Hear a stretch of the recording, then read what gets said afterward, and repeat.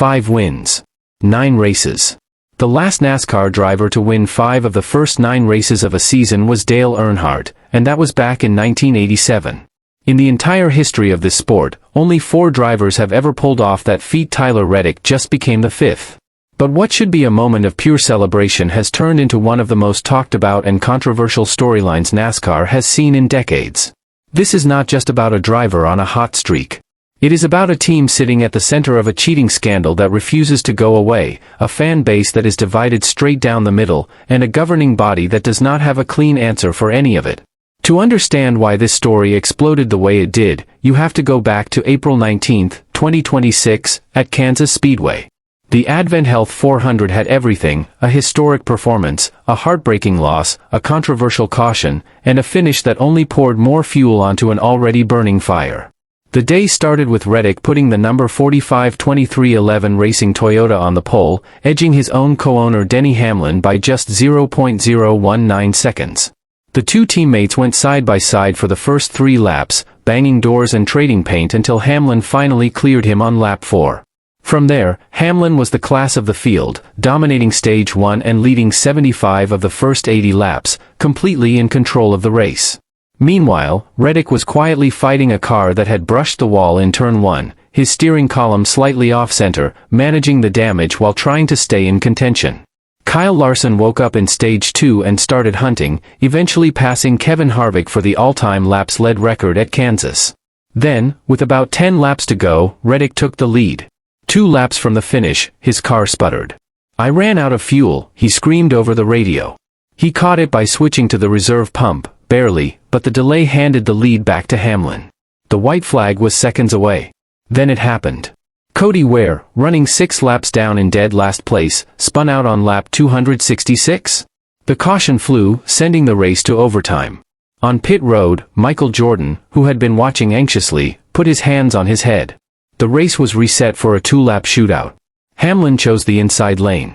Larson dove to the bottom, clearing Hamlin. Reddick, restarting second on the outside, got a massive run on the top lane, dove under Larson in the final corner, made contact with Christopher Bell, and sent Bell into the wall, but held on to win by 0.118 seconds. It was Reddick's 5th win of the year, and victory lane was immediate chaos. Reddick handed the checkered flag to Jordan, saying, "You've got to deliver for boss man." Jordan, elated, responded, "This kid is on fire. I don't know if I can cool him down." Then came the line that made everything awkward. Jordan openly admitted, "I'm racing against Denny, so I really wanted to beat him because I know we're going to talk some trash later." A co-owner, publicly celebrating beating his own co-driver. That is the environment inside 2311 Racing right now. For Denny Hamlin, this loss was something far deeper than a bad day at the office. He led a race-high 131 laps. He was seconds away from the white flag. He lost because a lapped car, running dead last, spun out at the single worst possible moment. He did not hide his fury after the race. "I need Cody Ware running dead last, not to wreck," Hamlin told the media. When pressed further, he added, "It's Cody Ware, 6 laps down, wrecking. I don't know. Just add it all up." Here is the full picture that makes this even harder to process. Over the last 2 Kansas races combined, Hamlin has led 290 laps and has 0 trophies to show for it. That is not a bad beat. That is genuinely historic bad luck, and the exhaustion in Hamlin's voice after the race made that perfectly clear. Now, to understand the suspicion that has taken over the sport, you need the background. In October 2024, 2311 Racing and Front Row Motorsports filed an antitrust lawsuit against NASCAR, alleging monopolistic practices and anti-competitive behavior over the charter agreement. The legal battle dragged on for over a year, culminating in an 8-day trial in December 2025. Just before Christmas, a settlement was reached. The terms were confidential, but reports leaked that 2311 received a massive financial payout, permanent charters, and a stronger voice in how the sport is governed. Then the 2026 season started. Daytona, win. Atlanta, win. Coda, win. Darlington, win. Kansas, win. 5 wins in 9 races, all arriving directly after that settlement closed. The timeline alone does not prove anything. But it is impossible to ignore. Here is where things get specific and genuinely uncomfortable. The cheating allegations did not start as organized accusations. They began as whispers in the garage about aero advantages and grip levels that seemed too consistent to explain. But then came a moment that stopped even casual NASCAR fans mid-scroll. At Darlington, broadcasters Mike Joy, Clint Bowyer, and Kevin Harvick, on a live national broadcast, reportedly called out 23XI Racing for allegedly running an 850 horsepower engine in a 750 horsepower race. That is not a random fan account on social media. Those are the people paid by the network to call the race, raising the question directly on air in front of millions of viewers. When that happens, the story changes entirely. From there, the allegations spread fast and got more specific. Fans alleged the number 45 car was running nearly 0.3 of a second faster than the rest of the field on raw pace, a gap that in NASCAR terms is enormous, the kind of margin that does not come from small setup differences. Claims circulated about hidden aerodynamic advantages, abnormal cornering grip, unusually low tire wear, and subtle aero tweaks that would be difficult to detect during standard inspection. Social media lit up completely. One fan wrote, "Just proves all you need to do is sue NASCAR and then you get the okay to cheat." Another posted, "Jordan sues NASCAR and his drivers are first and second in points." Coincidence? I think not. These were not isolated comments. They were the dominant conversation across NASCAR fan communities for weeks. Brad Keselowski, after being beaten by nearly 6 seconds at Darlington, poured gasoline directly onto the fire. He said, "I tried everything to make his life hell. He was just faster when it counted. Congratulations to Tyler, but questions remain." Questions remain. From a competitor. On the record. That is a very deliberate and specific thing for a Cup Series driver to say publicly. Reddick's response was direct and brief: "We race what NASCAR gives us." No elaboration, no defensiveness, just 4 words and a closed door. Here is what the post-race inspection at Kansas actually found: nothing. Inspection was completed without issues. No penalties were issued. No cars were sent to the R&D center. NASCAR has not opened a formal investigation. In the eyes of the rulebook, the number 45 car is clean. That is the official, documented position of the governing body. But the inspections coming back clean has not quieted the critics. It has actually changed the shape of the accusation. Critics are no longer just questioning the car. Some are now questioning whether inspections are being conducted with the same level of scrutiny that existed before the settlement was signed. That is a harder charge to address, because it is not about a specific illegal part. It is about a process, and NASCAR does not have a satisfying public answer for it. So if it is not cheating, what actually explains this level of dominance? The most credible answer is stability, and more specifically, what the total absence of stability cost 23XI throughout 2025. Last season, the team was actively suing NASCAR while simultaneously trying to compete. They did not know whether they would have a charter in 2026. In that kind of environment, committing serious money to research and development is a gamble that no intelligent organization would take. You hold back. You manage. You survive the season and hope the lawsuit goes your way. Now the picture is completely different. Settlement done. Permanent charters locked in. Large financial payout secured. Every dollar the team has can go directly into making the car faster, and that is exactly what funded, stable race teams do when uncertainty disappears overnight.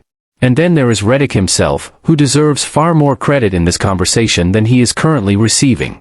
People tend to forget that at Richard Childress Racing, one of the least competitive organizations in NASCAR over recent years, he still won multiple races.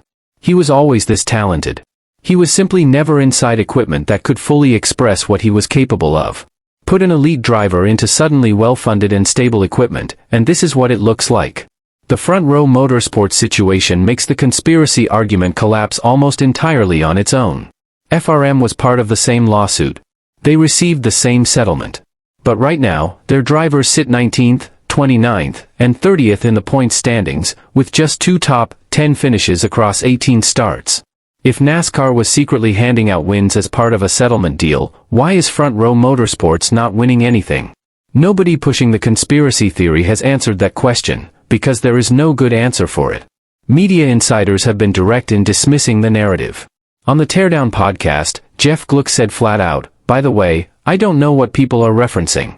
They won the lawsuit, so now everybody thinks it's somehow rigged. That has to be one of the stupidest things."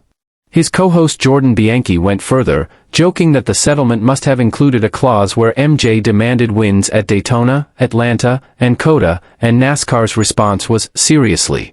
And MJ replied, "I work in threes."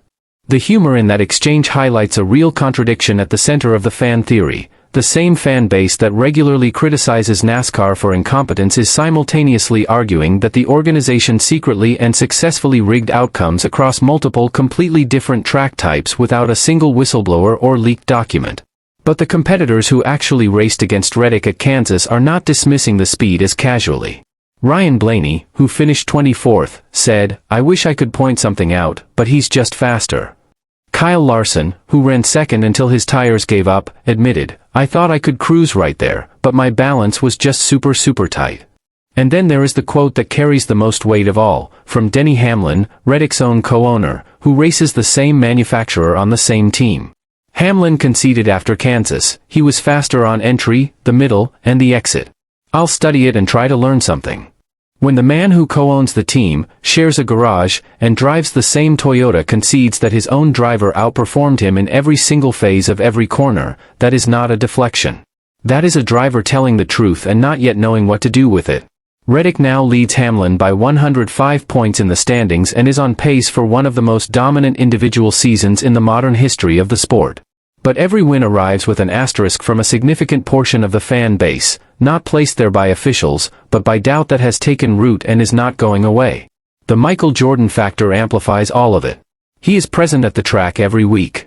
Cameras find him constantly. His fame makes every story surrounding 2311 louder and larger than it would be for any other ownership group. History does tell us that dominance has always bred suspicion in NASCAR. Fans swore Jeff Gordon had traction control in the late 1990s.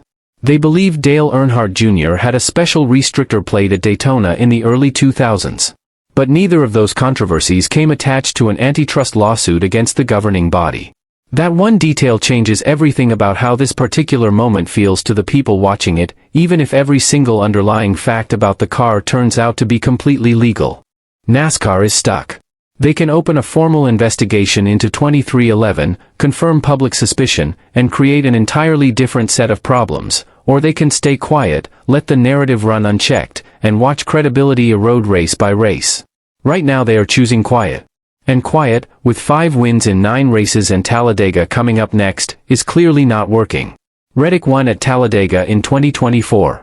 If he wins there again, the questions will not fade, they will get significantly louder. If NASCAR tears the car completely apart after that race and finds nothing illegal, maybe, just maybe, a portion of this conversation starts to settle. But right now, NASCAR is in genuine chaos, and there is no clean exit from this story in sight. If you want to weigh in on this, whether you think this is pure, earned dominance or something that deserves a harder look, drop your take in the comments right now. We read every single one, and this is exactly the kind of debate this sport needs to be having openly. And if this is the level of NASCAR coverage you want every single week, every race result, every controversy, every angle the mainstream broadcast skips over, hit that like button and subscribe to the channel. It costs you nothing and it genuinely keeps this channel going. The 2026 season is only getting bigger from here, and you do not want to miss what comes next.